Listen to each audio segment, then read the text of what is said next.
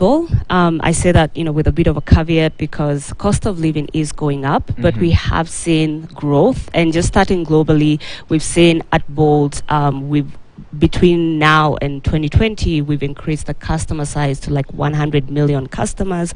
We've been able to onboard about 4 million drivers, and we've seen the same trend here locally.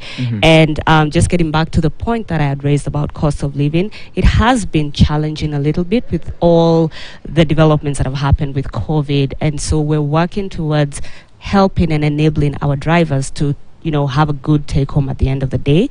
And so we are working towards increasing the demand for the services that they offer on the platform. We are reducing the inconveniences or the costs that they incur to actually get to where the riders are, and ultimately helping them to take home more at the end of the day. All right, thank you for that. Now, when we look at the Bolt itself, and when it started in the country, from when it started until at this moment where we are, what are some of the achievements, or you can say that you can look at and say, all right, we came from this place, now here we are? Yes, we've achieved, I would say, significant milestones. One of the things we're very proud of is since we launched here in 2017, we have covered almost 1 billion kilometers. We have grown our customer size. We have over 50,000 drivers locally. And so we are confident that going on and going forward, we will continue enhancing mobility in Nairobi and in other cities. Yes. And now, some of the challenges ailing this particular mobility industry, even in the country, looking at how it has always been, and now having even strikes all the time. Yes. This year, what has really maybe challenged the sector in order for you now to look at it and say, now, this are some of the problems that we had, and this is what we have solved so far? Right. It always comes back to cost of living, because generally our economy, where we are, we're very hopeful, with the new government and everything that's happening, we're on an upward trajectory, but it's still a bit tough, right? The economy is hard for everybody. And one of the things that is really difficult for drivers is fuel prices, because we find that fuel prices actually add up to almost 23% of the total cost of the drivers. And so one of the things that we have done is we have gotten into partnerships with Ruby's, for example, where when our drivers fuel at Ruby's, they get 4 shillings off every liter of fuel that they take from the Ruby's partnership. And this becomes significant because if you think about the kilometers that drivers actually cover and then liters of fuel that they use, then it adds up. And so that's our little bit towards helping to alleviate this issue. Yes. And also, speaking about fuel, of course, we are looking at the environment. And you recently partnered to form Seed Bolt. Yes. First of all, when you look at Seed Bolt, what is it and what does it mean? Right. So Seed Bolt is another thing that is quite exciting for us, because we've partnered with various NGOs to come up with this, we believe, innovative mechanism that works in the African context. And why I say it's innovative and it works here is because what is done is we take the seeds of indigenous trees and they are covered in charcoal. And so what this charcoal does, it protects the seed from the elements. So if you put the seed in an area where there's no tree cover, there's no vegetation cover, and there's no chance of the reforestation happening naturally, one, it's protected from insects and birds. They can't eat it because it's covered by charcoal. And then what happens is as soon as it rains,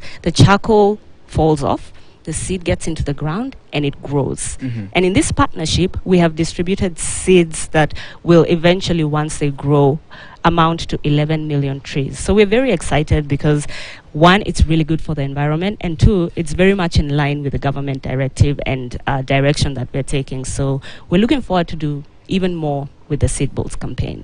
All right, still on Seed Bolts, and you partnering with different organizations in order to do this.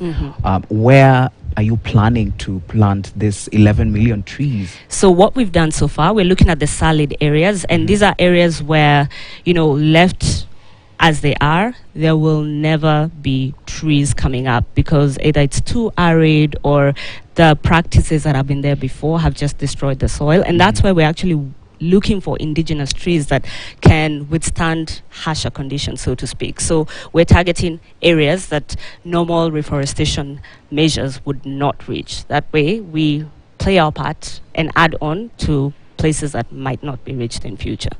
Yes. I'm really curious to understand this because a mobility company gets now to the environment. What's really led to this? Good question. And our thoughts around this is, transport mobility as a whole, as a sector, we contribute a lot to carbon emissions. If you think about it, cars are on the road, motorbikes are on the road, all these are emissions that go into the environment, and they degrade the environment. So on the one hand, while we're trying to reduce the number of vehicles that are on the street by encouraging people to, don't have to use your car every day. You can, take a ride that will be used by 10, 15 other people in the course of the day. So we're doing that, but also, even as we do so, how else can we help the environment? How else can we create a cleaner, greener city? And that's where the seed planting idea comes from. Because if we reforest, then we're cleaning up the environment. And so we're playing our part to reduce the carbon emissions that are coming from all these motor vehicles. And also in also reducing carbon emissions, there's also this whole idea of electric mobility investment. Yes. How is it sustainable, first of all? Right. So electric mobility, another very interesting topic that we're passionate about. So one good thing about, electric mobility, the electric bikes, cars, tuk-tuks even, is that they are better for the environment, right? Because fewer carbon emissions. And what we've found on a business side of things, particularly for our drivers, is once you get past the hurdle of the initial cost, it's actually cheaper to run, because then, you charge, and the cost of charging electric vehicles is actually getting to be lower than the cost of fuel. And so we're really trying to push this, and we're getting into partnerships with different electric mobility financiers to see how we can enable vehicle financing so that more of our drivers can shift onto the electric platform.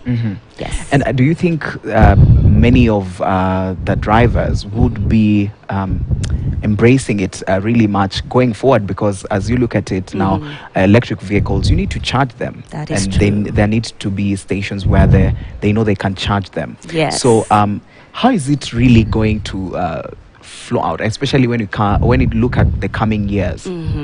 I'd say it's more of a marathon as opposed to a sprint, because we are in the very nascent stages of e-mobility in the country. And so what we're seeing is that there's a lot of interest from our drivers to actually shift to particularly electric borders. However, like you rightly pointed out, there's not sufficient infrastructure yet. So there are charging stations, but they're not enough. And so we are trying to work with partners who are actually putting this infrastructure in place. So not just having the bike, but also when the bike is here, what do I do with my battery when it runs out? So we're trying to enable the whole value chain of electric vehicles so that we can see uptake over time.